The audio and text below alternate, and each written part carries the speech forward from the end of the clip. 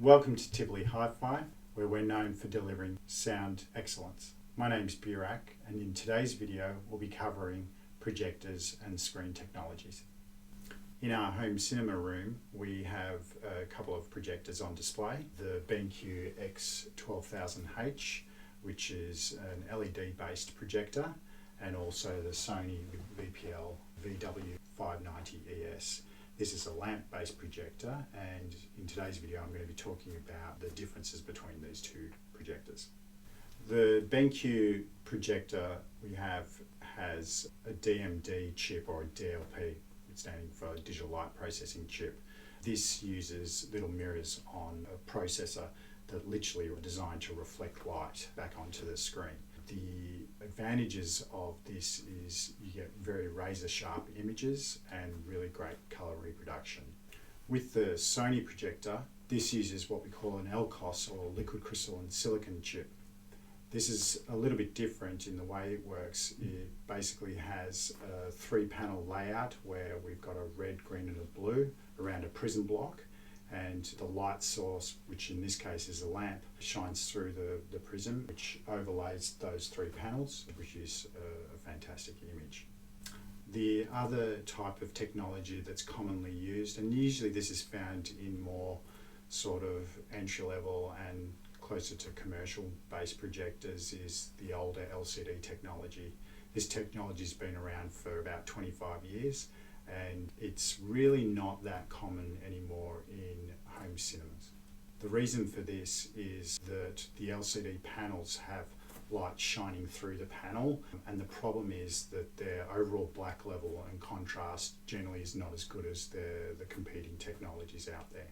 The most common question I get asked when someone's looking at projectors is the resolution, or if it is 4K. Obviously in the TV market, pretty much all the larger screen TVs are all 4K resolution. With projectors, there's a little bit more of a choice, and it is a little bit different. It can be a little bit confusing for someone that's not knowing how the resolutions work.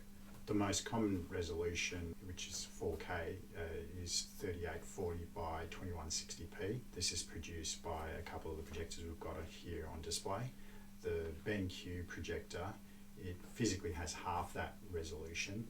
So what it does is when an incoming signal goes into the projector, it basically flashes half the resolution first and then the second half after that. The Sony projector we've got on display does this a little bit differently. This has a native 4096 by 2160p panel, which is actually the commercial 4K standard. This gives us what we call a native image, so all the pixels and all the resolution are there in one hit. Another projector that's quite popular, which is the Epson EHTW9400. This is an LCD based projector, and it's what they call a 4K enhanced projector. What that basically means is the projector's physical resolution is 1920 by 1080, so the high definition standard. And when it receives a 4K incoming signal, what it does is it downconverts the image to HD 1080p, and then its algorithm tries to recreate what it thinks a 4K image is. So it literally doubles that, flashes the pixels twice, but it's not what we would call true 4K. The most common 3 different light sources are that of lamp-based, which is pretty much 90% of what's out there in the market. These types of projectors use a type of high pressure lamp, which is usually very cheap to manufacture. The downsides to it is it has a short lifespan, and typically as you use the projector for longer, it progressively gets lower and lower in light output. The second technology that's used is LEDs. LEDs are usually found either in some very entry-level sort of what we call pocket projectors, which are tiny little projectors. These aren't that great because their light output is very low, but the better ones, like which the BenQ is using, can be quite bright, and the advantage of LED is they can sustain their brightness for a lot longer. The other technology that's used is laser. This is probably the best of them. This has also a very long lifespan. Typically, half-life is around about 20,000 hours, which means at the 20,000 hour mark, it's half its original brightness. and they tend to be brighter and more consistent in their colours. The downside to lasers is that they are the most expensive technology. For home cinema, the three most important specifications to look for are that of contrast ratio, brightness, and motion handling. So contrast ratio is the difference between the peak bright whites to the very deep blacks. A projector that has a good contrast ratio will mean that it'll have a very punchy image in scenes where there's a lot of light and dark in the image. A projector that generally has low contrast might look fine on nice bright scenes, but in those scenes where there is a bit of dark shadow detail and a lot of brightness, they might look a little bit flat and washed out. With brightness is becoming more important, particularly with 4K, because of the advent of HDR, high dynamic range. This is now requiring projectors to try and go even brighter. This is something that TVs can easily do, but projectors have always struggled with. So nowadays the projectors are starting to come on board with being able to produce the high dynamic range a little bit better. Motion handling is also very important, particularly for any objects that move across the screen very quickly, for instance sports and sort of big action movies. Generally cheaper projectors will struggle with this, and you might get a trailing effect. On better quality units like both the Sony and the BenQ, the video motion processing is far better, and so you're going to get a much smoother transition between objects that are moving quickly.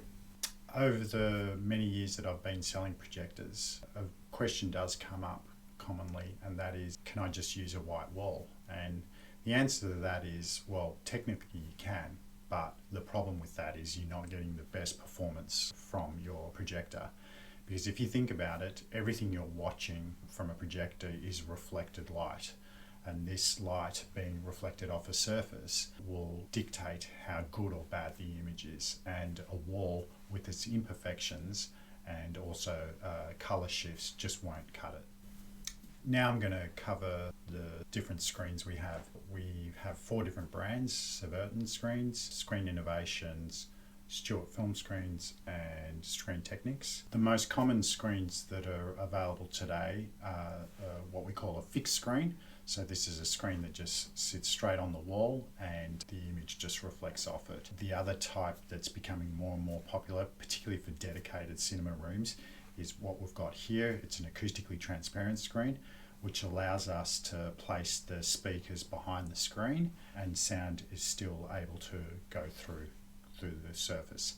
The other type of screens that are widely used are a motorized screen. So these are a retractable screen, generally mounted on the wall. And the 4th type of screen is what we call a masking screen. So this can have retractable masking panels that can either come from the sides or from the top and the bottom, and this leads into different aspect ratio screens, which I'll cover shortly. The different types of materials on the screen have what they call a gain. So the most commonly used is a gain of 1.1, which means that it's 10% brighter than the image that's being shown onto the screen. So in other words, if a screen's 1.2, it's 20% brighter.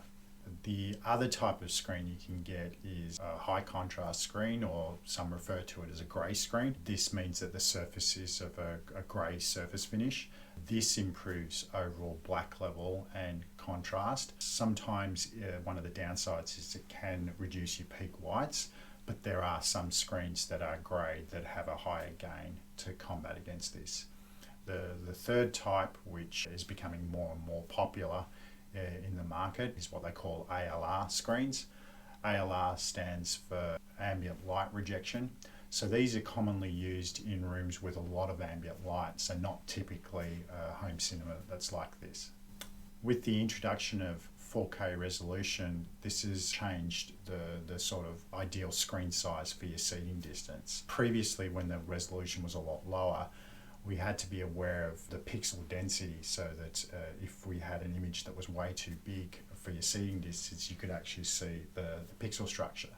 Now with 4K, where the pixel density is so high that even at sort of 20-30 centimeter mark you can't see the pixel structure, we now for the first time can actually choose screen sizes that are really impressive for your seeing distance. The two most common aspect ratios, so in other words the shape of screens, is the 16:9 format, which is generally the same shape as your television, and the wider format, the CinemaScope format, which is generally used more for movies. Now, which one will be better for you depends on what you're mainly going to be using it for. So if you generally watch movies, watch TV shows and sports, I would normally recommend the 16:9 format. The CinemaScope aspect ratio is for the movie buff. This is because 80 to 90% of all your big action blockbuster movies are filmed in a wider format. And when you view that on a standard 16:9 screen, that's where you get the black bars at the top and the bottom, which reduces the image by about 30%. So if you're wanting that full cinematic effect, CinemaScope is a really good way to go. When you're doing a CinemaScope screen, there's two ways we can do it. The more affordable alternative is to have the projector zoom the image out so that the width of the image is filling the screen, but the black bars are basically above and below the screen. The other method, which is the preferred, but unfortunately the most expensive method, is that we can use an anamorphic lens. What the anamorphic lens does is basically either stretches or in some cases vertically compresses the image so that there is no black bars, and the advantage of that is we get a 38% increase in brightness and also a 30% increase in pixel density.